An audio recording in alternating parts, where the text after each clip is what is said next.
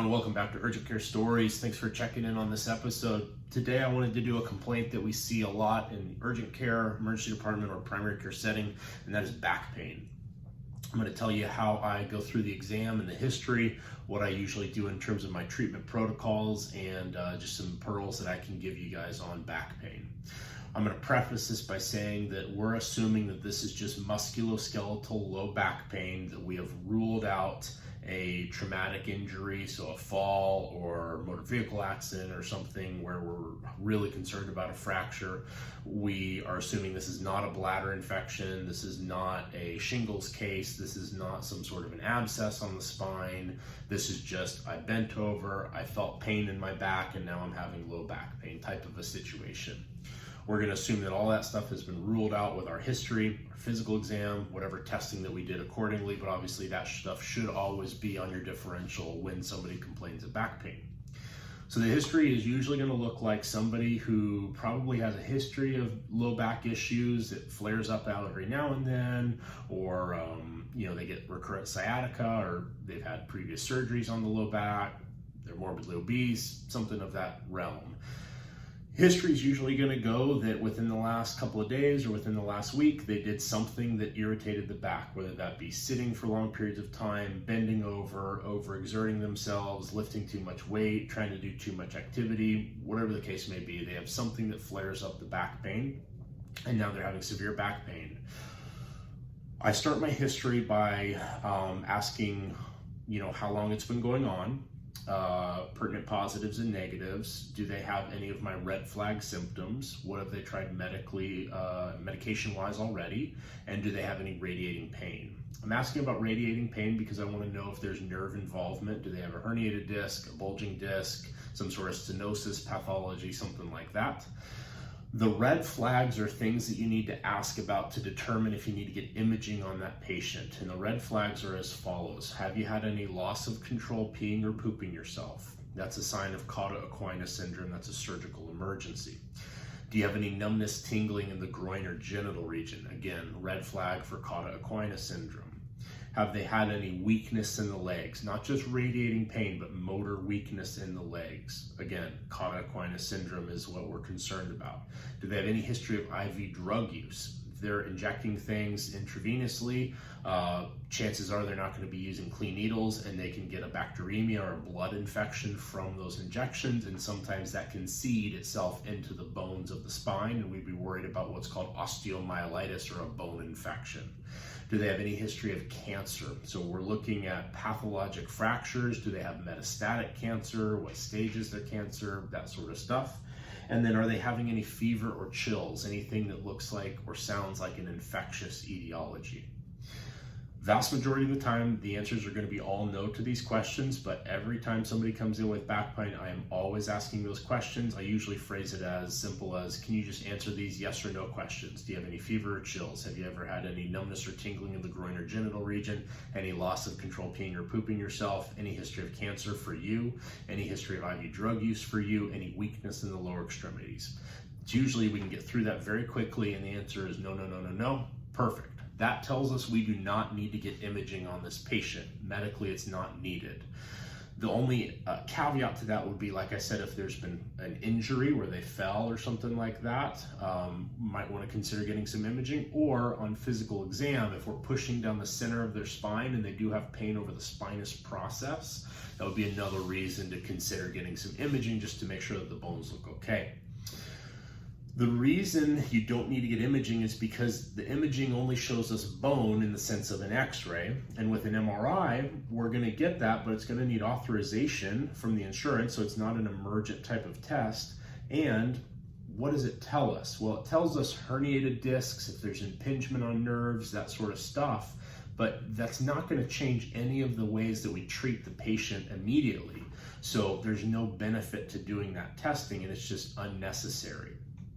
I understand when patients come in, they want to get imaging, they want to see, oh, I have a herniated disc at L5S1, that's what's causing my pain, and I totally understand that. But the truth is if we're getting the imaging, does it change what we're doing with you? And the answer is going to be no, as long as those red flag questions are negative, okay? Once I've done that history part, I ask about what they've tried in the past. I'm hoping that they've already tried Tylenol or some sort of non-steroidal, but some people come in and they've tried absolutely nothing. So it tells us kind of where they're at in their protocol and what we need to do to introduce things. I also like to at least check their med list or ask about, are they on any chronic pain medications for chronic low back pain? If they're on chronic opioids, I think the understanding should be that, look, you're already maxed out on pain medications. We might not be able to get this completely calmed down for you, but at least we can set some expectations that, hey, we might be able to take the edge off today or something like that, but you probably need to follow up with your chronic pain specialist for further care. Most of those patients understand that process. So that's my history. Let's say that this patient is coming in, they're having right-sided low back pain and they're having right leg radiculopathy for about 3 days. They're working in a laundry room, kind of lifting some stuff, picking stuff up, extending the back, stuff like that, and the pain has worsened. They've tried some Tylenol, they've tried some Motrin, but it's really just severe pain. All of the red flag review system questions are all negative, so we're good in that sense. We don't need to get imaging. Next is my physical exam. So I'm going to make sure their vitals look okay, always.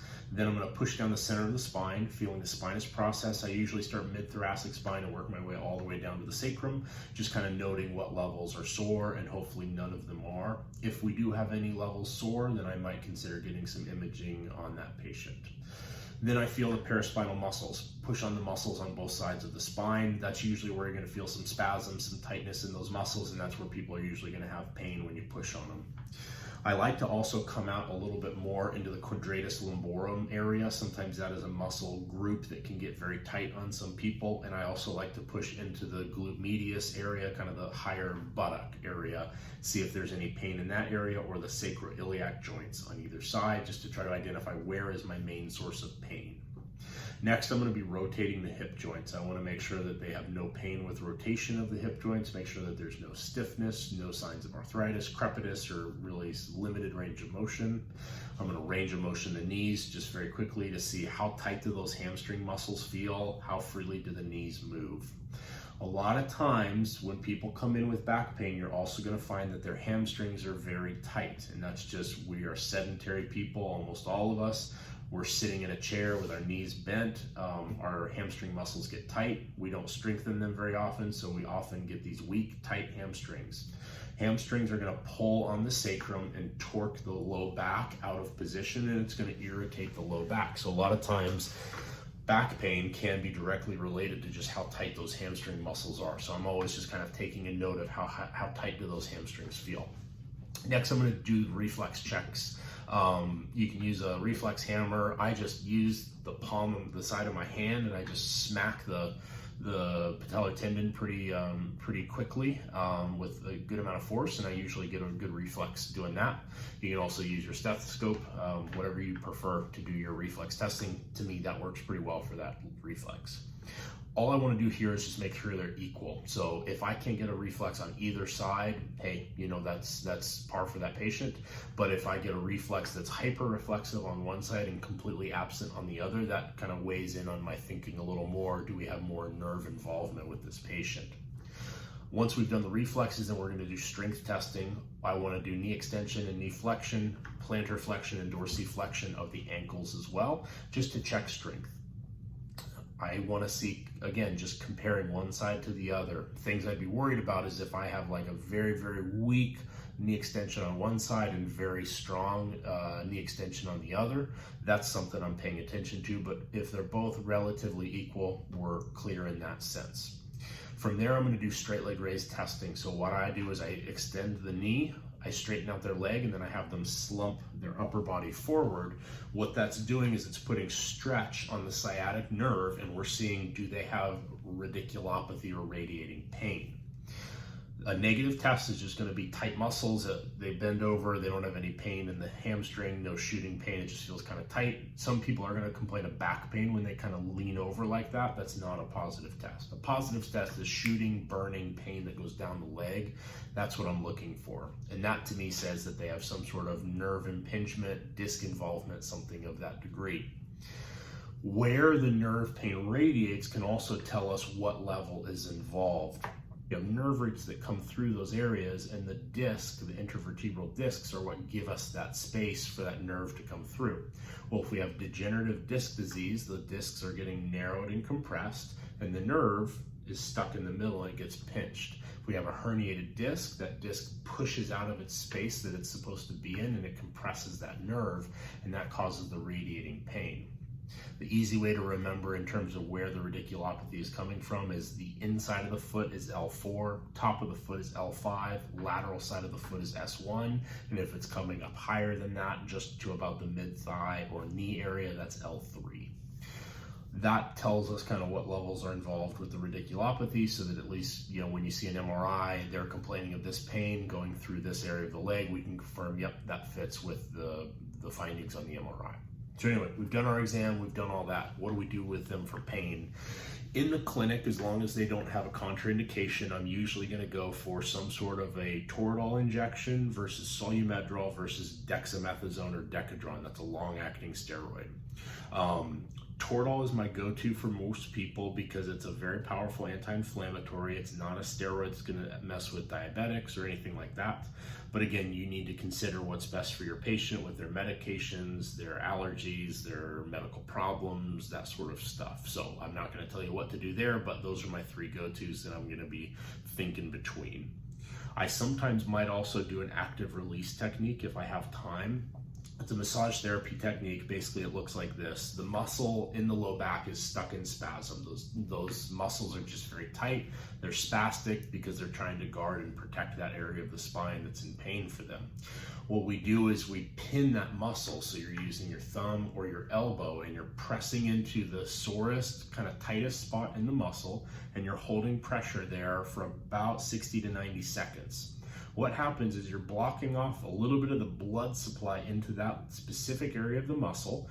Without any blood supply, the muscle starts to become a little acidotic and it loses its ATP production, and so it forces it to kind of relax itself back into normal alignment. Now, we do this, you push down very heavy pressure for about 90 seconds. The patient's going to be breathing hard. It's painful at first, but then it starts to release and it starts to get less painful over that time period. I repeat this a couple of times, kind of right in the worst area of pain, and if they have a spouse, a partner, somebody with them, I'm telling them how to do this and showing them what to do, because this is a very effective way to help mechanically just help fix that back pain for them. Sometimes in addition to that, if I have the time and it's the right patient, I'll also do kind of a local injection or just a trigger point injection. So I'm going to use Marcaine or lidocaine, and I'm just going to find the point of maximal tenderness and kind of just do an intramuscular injection of some lidocaine into that area. That anesthetic is just going to make the muscle go numb for them, and it helps a lot with the pain, and it can just kind of be a temporizing measure to make them a little more comfortable before they leave. So Toradol, Solumedrol, Decadron, plus or minus active release techniques, plus or minus a trigger point injection in the clinic. Then we're thinking about, okay, what do I want to give them for the next couple of days? I almost never do narcotics. I don't think that narcotics are right for these back pain flare-ups, because all it's doing is masking the pain. You're not really doing anything to help alleviate the problem that's causing the pain. My go-to is going to be, if they haven't tried any non-steroidals, I'm going to usually go for some sort of an anti-inflammatory. I like Celebrex. It's a COX-2 specific anti-inflammatory, so it's easier on the stomach. It works pretty well for back pain. Diclofenac is taken once a day. That has pretty good pain control with fewer side effects. That's a pretty good choice as well. You can go over-the-counter ibuprofen or Aleve, whatever you'd prefer doing with the patient. And then sometimes I might do like a Ketorolac 5-day course. That's an oral version of Toradol, and that can also help a lot with the pain. We usually can go NSAIDs if it's somebody young and they haven't tried anything NSAID first. I'm going to go that route first.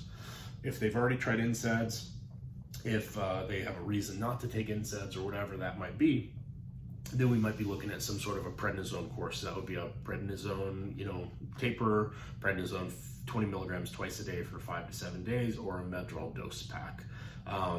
I think they all work about the same, to be honest with you. It just kind of is a question of if the patient is going to be taking the pills 5, 4, 3, 2, 1 over the 5-day course, or if they're somebody who's just gonna forget to take a lot of the pills, then I'll just put them on some Pred twice a day type of a deal. Remember that steroids right before bed are going to be hard to get you to sleep because it's going to kind of wire you up and get you amped up. So just kind of be considerate of people's sleep, because sleep is very important. That steroid is really going to bring down the swelling and the inflammatory process, and it might help with some of the radiating pain too if we can calm down the swelling around the nerve. So it's a good choice for people. I use that a lot. Obviously, your diabetics, you're going to need to worry about them with this medication. It will elevate their sugars, but it's not an absolute contraindication. It's just something to preface with them. Muscle relaxers is usually another drug choice that I try with patients. I let them have them and see what they think. Muscle relaxers, methocarbamol, cyclobenzaprine, tizanidine, stuff like that. They are going to cause drowsiness, so just make sure the patient is not driving while they're on them, taking them before bed, or maybe on days where they're not working, that type of a thing. In addition to those medications, I'm usually going to be telling the patient to do some sort of an exercise regimen, so heat or ice, whatever they'd prefer for the pain, whatever helps the most. Ice is usually going to be best for pain. Heat is usually best for muscle tightness. I'm going to be doing something called the McKenzie Protocol, so they can YouTube it, they can look it up. It's a lot of extension work. The goal of all of these extension type exercises is to try to take that disc and push it back into place and alleviate some of the pressure on the nerve root that it's causing. We want to get them following up with their primary doctor and kind of going through the steps. For the patient to understand the protocol, it's basically you come in with back pain, 90% of back pain, even if we did nothing, resolves within about 3 months. We know that motion is lotion. It's best to move when you're having pain, but finding movement that is not really exacerbating and not really painful for you. Doing the McKenzie Protocol, doing activity modification, Tylenol, NSAIDs, steroids, muscle relaxers, that sort of stuff short term.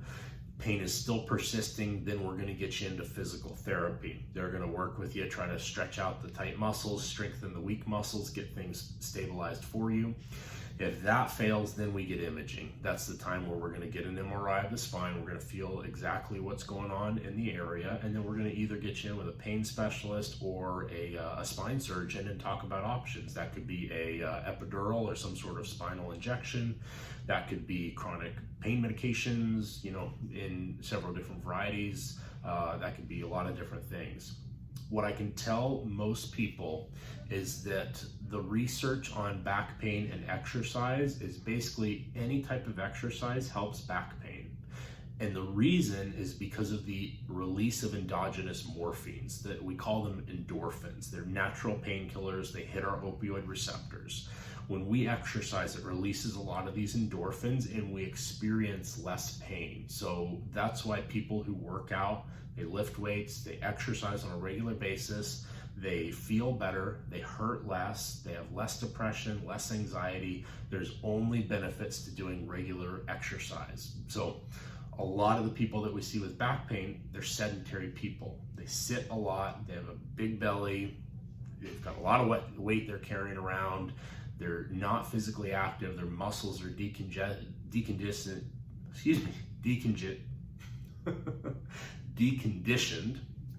and that kind of leads them into this situation. Some people, that's not the case. It's just that they have, they had a previous injury and they just keep having recurrent issues with it, or they had some early onset arthritis. But there are a lot of things that patients can do to protect their backs for themselves. That's my protocol for back pain. It's one of those diagnoses you're going to see all the time, and it's kind of a just pick your lane and give it a shot and see if it helps with the person's comfort, and then kind of let them go and tell them where to follow up with from there. Hope you guys enjoyed this episode. Hope you found some benefit to it, and we'll catch you in the next one.